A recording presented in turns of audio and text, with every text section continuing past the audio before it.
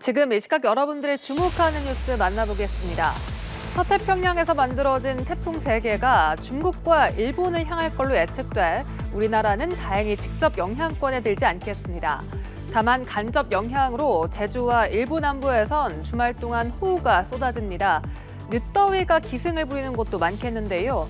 기상청은 이번 달 내내 평균 기온이 예년과 비슷하거나 다소 높을 것으로 내다봤습니다. 김동혁 기자입니다. 한반도 남쪽 해상에서 북상 중인 3개의 태풍 모두 우리나라를 비껴갈 전망입니다. 9호 태풍 사올라는 중국 남부를 향하고 있고 11호 하이쿠이는 중국 푸저우 인근으로 상륙합니다. 가장 최근에 발생한 12호 태풍 기러기는 세력이 약해 올라오다가 일본 규슈 남쪽 해상에서 소멸할 걸로 보입니다. 우리나라가 태풍의 영향권에 들진 않지만 태풍이 몰고 온 수증기가 가을 장마에 더해지겠습니다. 제주와 일부 남부 지역에서는 주말까지 집중호우가 쏟아질 때가 있겠습니다. 대한해협에 빠져있는 정체전선이 태풍이 서쪽으로 이동함에 따라서 서쪽으로 이동하면서 남부 지역, 특히 남해안 중심 그리고 제주도를 중심으로 비가 예상되고 있고 달력상 계절이 가을로 접어들었지만 늦더위는 계속됩니다. 서쪽 지역과 비가 오지 않는 일부 남부에서는 주말 동안 체감온도가 31도 안팎을 보이겠고 폭염특보가 내려지는 곳도 있겠습니다. 특히 다음 주 월요일에는 광주의 낮 기온이 33도, 전주도 32도가 예보되는 등 서쪽 곳곳에서 한여름 더위가 나타날 전망입니다. 기상청은 9월 내내 평균 기온이 예년과 비슷하거나 다소 높을 것으로 내다봤습니다. 연합뉴스TV 김동혁입니다. 이승만 전 대통령의 양자 이인수 박사가 63년 만에 4.19 묘역을 참배하고 희생자와 유족들에게 공식 사과했습니다. 이 박사는 이번 사죄가 화해의 계기가 되길 바란다고 말했는데요. 이 전 대통령 유족 측은 이 박사의 뜻을 4.19 혁명 유족 회장에도 전달하는 등 4.19 단체들과의 만남도 추진할 것으로 알려졌습니다. 보도에 나경열 기자입니다. 4.19 혁명 515명의 희생자 영령들이 잠들어 있는 유형 봉안소. 백발의 노인이 부축을 받으며 일어납니다. 영령들에게 헌화하고 고개를 숙여 묵념합니다. 4.19 혁명을 무력 진압하려 한 이승만 전 대통령의 양자, 92세 이인수 박사입니다. 4.19 민주묘지를 찾아 희생자들의 명복을 빌고 사죄의 뜻을 전했습니다. 4월 혁명이 일어난 지 63년 만에 건넨 사과입니다. 이승만 대통령의 아들로서 4.19 혁명 학생회와 유가족 여러분께 깊은 위로와 아우러 사과의 말씀을 드립니다. 이 박사가 사죄의 뜻을 밝히려 한 건 이번이 처음이 아닙니다. 지난 2011년에도 4.19 묘역을 참배하고 사죄하려 했지만 사과에 진정성이 없다는 유족 측 반대에 부딪혀 참배하지 못했습니다. 12년이 지나 사과할 수 있게 돼 감개무량하다고 밝힌 이 박사. 오늘 참배가 국민 모두의 통합과 화해에 도움이 되는 계기가 되기를 바랍니다. 이승만 유족 측은 이 박사의 뜻을 4.19 혁명 유족 회장에도 전달하는 등 4.19 혁명 단체들과의 만남도 추진하겠다는 입장입니다. 4.19 혁명 단체들도 입장을 정리하고 있습니다. 하지만 가족을 잃은 슬픔, 63년 동안 쌓인 한이 사과 한 번으로 풀리겠냐는 반응입니다. 186명의 희생자와 그 유족, 6,200명의 부상자를 남긴 4.19 혁명.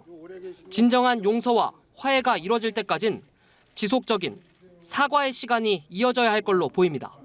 연합뉴스TV 나경길입니다.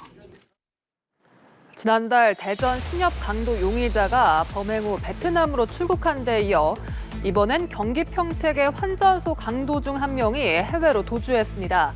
촘촘하게 설치된 폐쇄회로 TV 덕분에 강도범은 무조건 잡힌다는 인식이 깨진 건데요. 유사 범행이 일어날 수 있는 만큼 국제수사 공조의 필요성이 커지고 있습니다. 강창구 기자입니다.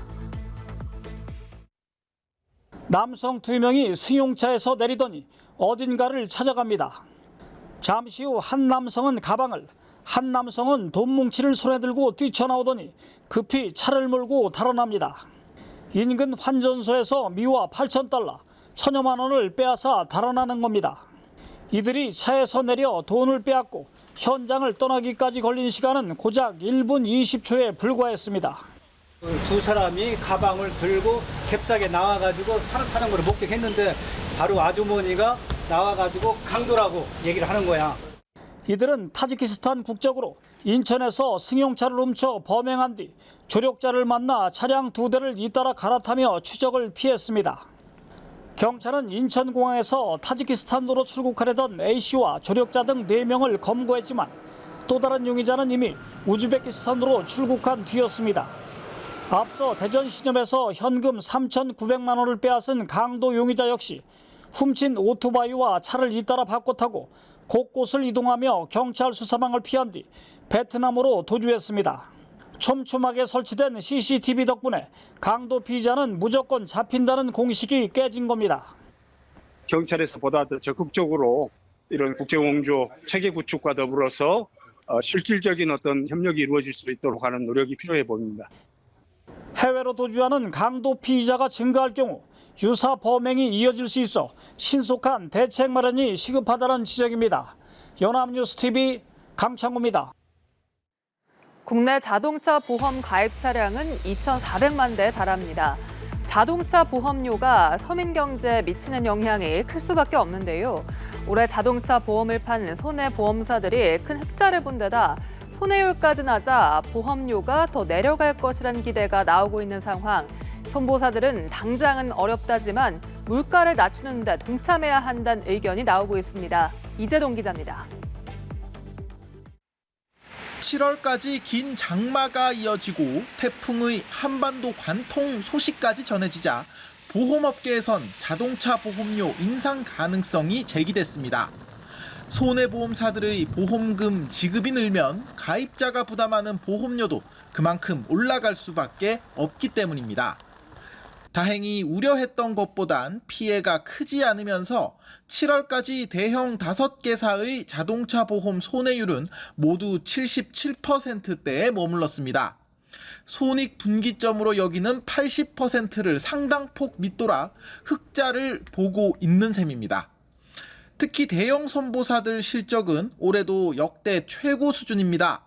삼성화재 1조 2,100억 원, DB손보 9,100억 원, KB손보 5,200억 원, 현대해상 5,700억 원 등 손보사들의 순이익은 상반기에만 4조 6천억 원에 달했습니다. 대형 손보사들이 자동차 보험료를 더 내려 물가를 낮추는 데 동참해야 한다는 주장이 나오는 이유입니다. 금융당국은 이미 신호를 보내기 시작했습니다. 어려운 시기일수록 금융회사들은 스스로만을 챙기기보다는 함께 상생하고 위기를 극복할 수 있는 고민을 해야 된다고 생각합니다. 손보사들은 당장은 어렵다며 손사래를 칩니다. 손보업계 관계자는 양호한 손해율이 하반기도 유지된다면 보험료 조정 검토는 당연히 있을 것이라면서도 손보사들이 코로나19 이전에는 손해를 많이 봤다는 점도 고려해야 한다고 말했습니다. 앞서 2월 주요 손보사들은 지난해 실적 개선 등을 이유로 2%가량 자동차 보험료를 내린 바 있습니다. 연합뉴스TV 이재동입니다. 미국에서는 지난해 처음 미확인 비행 물체 UFO와 관련한 청문회가 열린 바 있습니다. 이상한 물체를 목격했다는 증언과 보고가 잇따르자 미국 국방부는 전담 조사기구까지 만들었는데요. 관련 정보를 공개하고 일반인의 제보도 받기로 했습니다. 한미희 기자입니다. 지난해 7월 중동 지역에서 미군의 무인기가 촬영한 영상입니다. 구형 물체가 화면을 가로지르며 떨어지는 모습이 잡혔습니다. 이 물체는 이상한 움직임을 보이지는 않았지만 여전히 그 정체는 확인되지 않았습니다. 미 해군 전투기 조종사가 촬영한 이 영상에는 순식간에 스쳐 지나가는 미확인 비행 물체가 포착됐습니다.